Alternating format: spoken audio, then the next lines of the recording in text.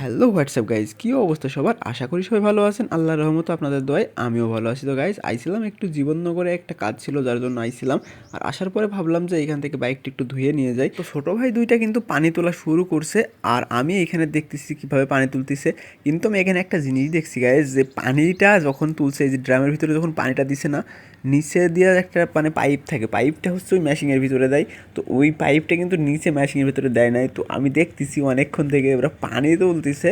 তো পানি তোলার পরেও গাইজ কিন্তু পানি কিন্তু ওঠে না, মানে পানি মেশিনে ওঠে না, মানে পাইপটা নিচে রয়েছে। পরে আমি ওটা দেখাই দিচ্ছি, আমি একটু কাণ্ড দেখতেছিলাম। তো গাইজ যাই হোক, এইটা কোনো বিষয় না, এটা হইতেই পারে, স্বাভাবিক, মানুষ মাত্রই ভুল।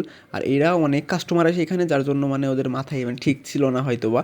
তো এইখানে গাইজ আমি একটা জিনিস দেখতেছি, যে এইখানে বাইকটা রাখছি ভাই, মানুষের রিয়াকশনগুলা মানে দেখার মতো ছিল।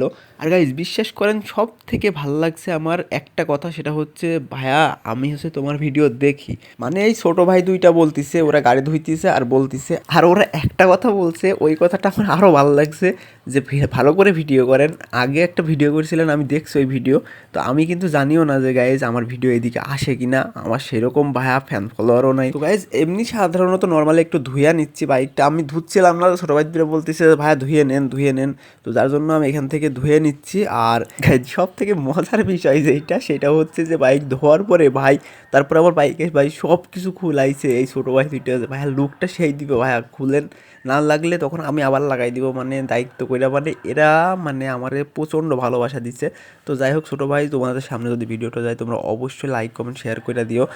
আর যদি ভিডিওটা যায় তাহলে অবশ্যই কমেন্টে বলে যাবো যে ভাইয়া ভিডিওটা আমাদের সামনে আসছে, এইমাত্র দেখলাম, বা এমন কিছু। তো গাইজ শেষমেশ পানি উঠে গেছে, তারপরে ওরা বাইকটা ধুইতেছে, আর আমি এইখান দিয়ে ভাই ক্যামেরাম্যানটা বলতেছি যে এই সাইড দিয়ে করতো, ক্যামেরাম্যান চলে গেছে একদম দূরে।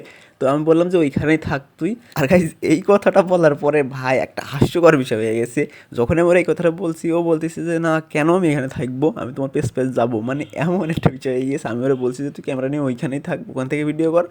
আর ও বলতেছে যে মনে করছে যে ওরে আমি রেখে চলে যাবো। তো যাই হোক ফাইজলামও করছে। তো গাইজ এইখানে গাড়িটা ধোয়ার পরে আমি গাড়িটার কী লুক দিছি, মানে কীগুলা খুলছি সবগুলা দেখাবো আপনাদের, কিন্তু এক ভিডিওতে দেখানো সম্ভব হচ্ছে না, অনেক বড় লং ভিডিও হয়ে যায়। তো এইটা আমি নেক্সট কোনো পার্টে দেখাবো।